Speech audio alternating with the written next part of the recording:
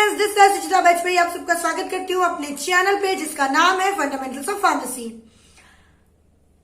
अभी हम कर रहे थे ग्रेविमेट्रिक एनालिसिस। ग्रेविमेट्रिक एनालिसिस में हमने कर लिया है, हमने जो है डिस्कस कर लिया है कोएगुलेशन ऑफ कोलॉइड्स तक, और आज अपन उसके आगे सरफेस एब्जॉर्प्शन कैसा होता है, क्या प्रॉपर्टीज होती हैं, वो सब जानेंगे।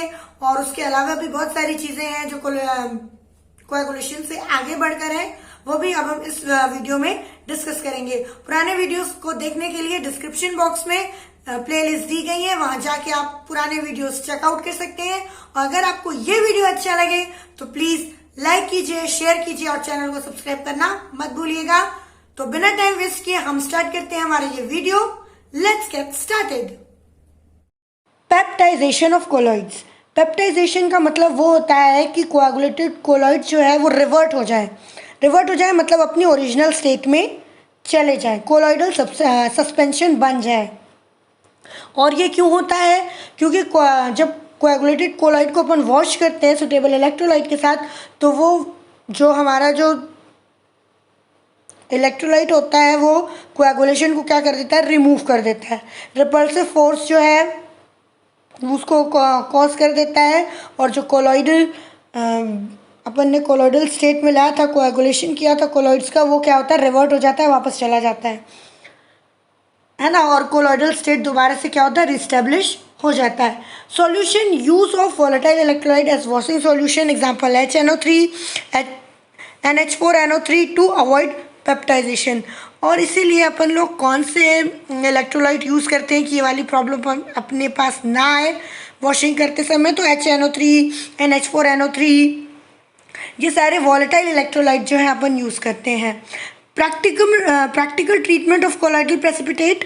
Colloids are the best precipitated from hot state solution containing sufficient electrolyte to ensure coagulation. Colloid को अगर अपन को बेहतरीन बनाना है प्रेसिपिटेट, तो हमको सबसे पहले तो उसे गर्म करना है और कंटिन्यूसली चलाना है। Filtrability of coagulated colloid often improves if it is allowed to stand for an hour. और फिल्ट्रेबिलिटी कैसे इंक्रीज कर सकते हैं अपन कोलॉइड की, कि अपन उसको आराम से 1 घंटे जो है बिना टच किए छोड़ दें, और कोई भी उसके कांटेक्ट में ना आए, तो जो है बहुत अच्छा during the process which is known as digestion.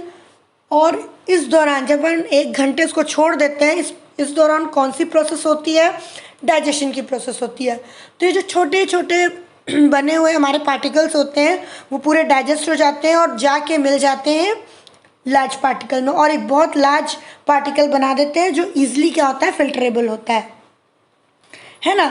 Digestion process मैंने आपको बनाया कि छोटे छोटे जो पार्टिकल्स होते हैं वो हीट अप हो जाते हैं और जो है वो फिर से मदर लिकर में मिल जाते हैं, और बड़े बड़े पार्टिकल्स जो है उसके फॉर्म कर देते हैं। तो ये डाइजेशन प्रोसेस, इसकी एक डेफिनेशन लिखी हुई है।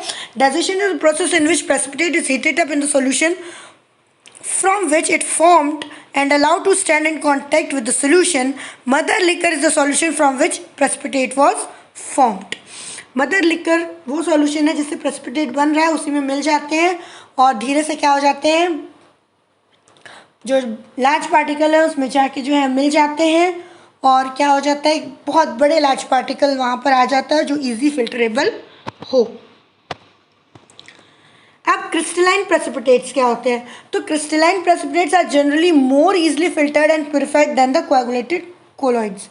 क्रिस्टल जो बनाते हैं वो बहुत इजीली फिल्टर हो जाते हैं, बहुत अच्छे प्यूरिफाई हो जाते हैं।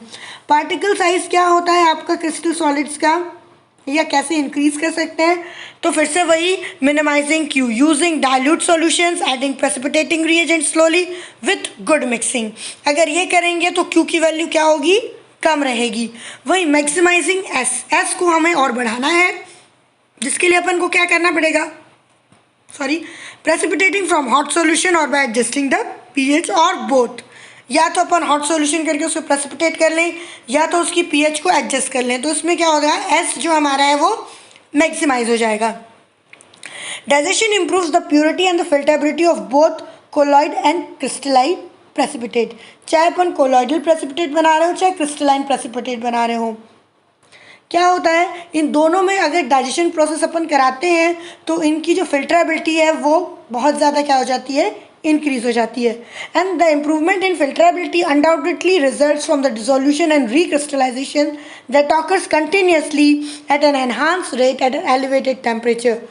हमें जो है टेम्परेचर बढ़ाते रहना चाहिए, तो इसकी फिल्ट्रेबिलिटी जो है इम्प्रूव होती रहेगी, क्योंकि जैसे जैसे अपन टेम्परेचर बनाएंगे वैसे वैसे डाइजेशन प्रोसेस अच्छी होगी और छोटे पार्टिकल्स जो है मदर लिकर में मिलके नए लार्ज पार्टिकल्स में जो है जाके जुड़ जाएंगे और हम जो कोलॉइड है उसकी फिल्ट्रेबिलिटी बढ़ाने में सफल हो जाएंगे. Recrystallisation apparently result in bridging between adjacent particle, a process that yields larger and more easily filtered crystalline aggregates. Recrystallisation process है कि वो दो पार्टिकल के बीच में जो है वो ब्रिज बना देता है. ब्रिज बना देता है तो क्या हो जाते हैं, वो भले ही पूरी तरीके से साथ ना हो बट एक साथ हो जाते हैं, जिसकी वजह से फिल्ट्रेशन जो है बहुत ईजी हो जाता है ना. और जो भी थोड़ा बहुत बच जाता है तो वो डाइजेशन प्रोसेस के थ्रू जो है वो फिल्ट्रेबिलिटी उसकी इम्प्रूव हो जाती है. ठीक. को प्रेसिपिटेशन क्या होता है, तो process in which normal soluble compounds are carried out of a solution by a precipitate. Normally soluble compound are carried out of solution by a precipitate. It may result in impurities within the desired precipitate. Normal soluble compound को अगर अपन जो carried out करेंगे, उसका precipitate बनाएंगे, तो हो सकता है कि इम्प्योरिटीज़ उसके साथ में आए. को प्रेसिपिटेट इम्प्योरिटीज़ में कॉज आइदर नेगेटिव और पॉजिटिव एरर. पर ये जो को प्रेसिपिटेशन होता है इम्प्योरिटीज़ के साथ में, वो तो या तो पॉजिटिव हो सकता है या तो नेगेटिव हो सकता है. देयर आर 4 टाइप्स ऑफ को प्रेसिपिटेशन. अब ये जो है वो 4 टाइप के होते हैं को प्रेसिपिटेशन. कौन से? Surface absorption, mixed crystal formation, occlusion और मैकेनिकल एंट्रैपमेंट. ठीक. सरफेस एब्जॉर्प्शन जो है सरफेस पे एब्जॉर्ब हो जाएंगे. मिक्स्ड क्रिस्टल फॉर्मेशन, दोनों के क्रिस्टल मिक्स्ड होके बन जाएंगे. ऑक्लूजन एक अलग प्रोसेस है और मैकेनिकल एंट्रैपमेंट की चारों प्रोसेस को मैं धीरे धीरे आपको आगे. अपन बात कर रहे थे सरफेस एड्जॉर्प्शन की. द इम्प्योरिटीज इज केमिकली और physically adsorb on to the surface of precipitate. Adsorption is a major source of contamination in coagulation colloid but of no significance in crystalline precipitate. Crystalline precipitate में इसका कोई फर्क नहीं पड़ता, but जब अपन coagulation collide बनाते हैं तो पूरी दुनिया इसी एड्जॉर्प्शन पर टिकी होती है. Minimizing absorbed impurities on colloid. Wash करना चाहिए सबसे पहले तो कोलॉइड सॉल्यूशन को वोलेटाइल इलेक्ट्रोलाइट के साथ. डाइजेशन करते हैं ताकि जो है डेंसर मास बन जाए और स्पेसिफिक एरिया हो जाए, स्मॉल स्पेसिफिक एरिया हो जाए एब्जॉर्प्शन के लिए. रीप्रेसिपिटेशन करवा सकते हैं. In this process the filtered solid is redissolve and reprecipitated. जो फिल्टर सॉलिड अपन किए हैं उसको दोबारा से रीडिसॉल्व करेंगे, उसको फिर से प्रेसिपिटेट करवाएंगे. The solution containing the redissolved precipitate has a significantly lower contaminants concentration than the original. और अगर अपन इसको दोबारा करते हैं तो उसमें कंटामिनेशन क्या आएगा, कम आएगा और एब्जॉर्प्शन जो है वो लेस होगा. एब्जॉर्प्शन लेस होगा तो हमें इम्प्योरिटीज लेस मिलेंगी और प्योर सब्सटेंस मिलने के चांसेस बढ़ जाएंगे. मिक्स्ड क्रिस्टल फॉर्मेशन में क्या होता है, a type of coprecipitation in which contamination ion replace an ion in the lattice of the crystal. Crystal lattice में ही आयन को रिप्लेस कर देना है. मिक्स्ड क्रिस्टल फॉर्मेशन में occur in both colloid and crystalline precipitate. और ये जो चीज़ है मिक्स्ड क्रिस्टल फॉर्मेशन, ये दोनों में होती है.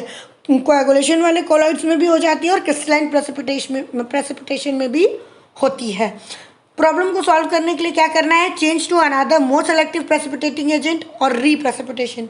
या तो आप बहुत ज़्यादा सेलेक्टिव हो जाओ प्रेसिपिटेटिंग एजेंट में ताकि वो क्रिस्टल के अंदर ना घुसे और एक्सचेंज करे अपना आयंस, या फिर आप रीप्रेसिपिटेशन करवाओ ताकि कोई भी जो है क्रिस्टल के बीच में जो हम क्रिस्टल बना रहे हैं उसमें कोई और आके जो है हिंड्रेंस पैदा ना करे.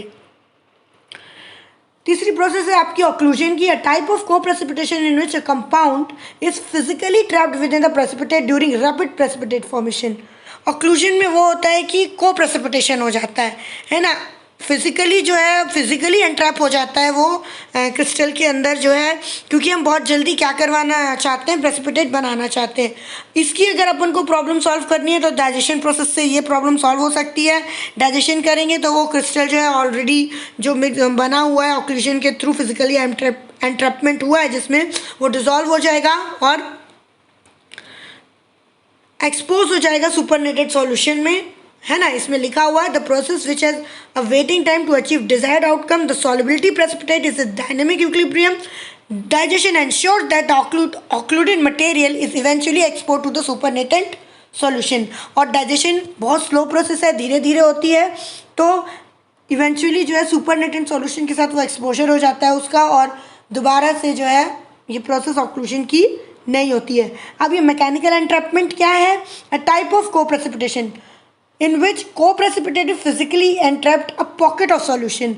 अब क्या होता है, क्रिस्टल फॉर्मेशन हो रहा है, उसमें बीच में सॉल्यूशन घुसा हुआ है, वहाँ पे जो है जाके जो है ये पॉकेट में एक सॉल्यूशन के जाके ये एक्स्ट्रा वाले जो क्रिस्टल के नहीं है एक्चुअल बोलना चाहिए पार्टिकल्स, वो जाके फंस जाते हैं। और ये कब होता है? वही रैपिड प्रेसिपिटेशन फॉर्मेशन जो होता है, और इसकी भी प्रॉब्लम सॉल्विंग वही है कि हमें डाइजेशन प्रोसेस के थ्रू हम ये वाले मैकेनिकल एंट्रैपमेंट को भी क्या कर सकते हैं, रिमूव कर सकते हैं। मिक्स्ड क्रिस्टल फॉर्मेशन में occur in both colloidal and crystalline precipitate, but occlusion and mechanical entrapment are confined to only to crystalline precipitate. Crystalline precipitate क्यों? क्योंकि इसमें बहुत जल्दी क्या हो जाता है, प्रेसिपिटेशन हो जाता है और बड़े बड़े क्रिस्टल फॉर्म हो जाते हैं। इसलिए ये दो प्रॉब्लम, मैकेनिकल एंट्रैपमेंट और ऑक्लूजन, हमको सबसे ज़्यादा किस में देखने मिलती है? क्रिस्टलाइन प्रेसिपिटेट में ही देखने मिलती है, सॉरी, और बाकी कोएगुलेशन वाले में देखने में नहीं मिलती है क्योंकि वो बहुत आराम से बनते हैं। आज जो भी मैंने आपसे डिस्कस किया आपको शायद समझ में आ गया हो, और अगर नहीं आया हो तो प्लीज कमेंट बॉक्स में जो है कमेंट जरूर ड्रॉप करिएगा ताकि मैं आपके डाउट क्लियर कर सकूं। And thank you for watching. Please like, share and subscribe the channel named Fundamentals of Pharmacy. Thank you.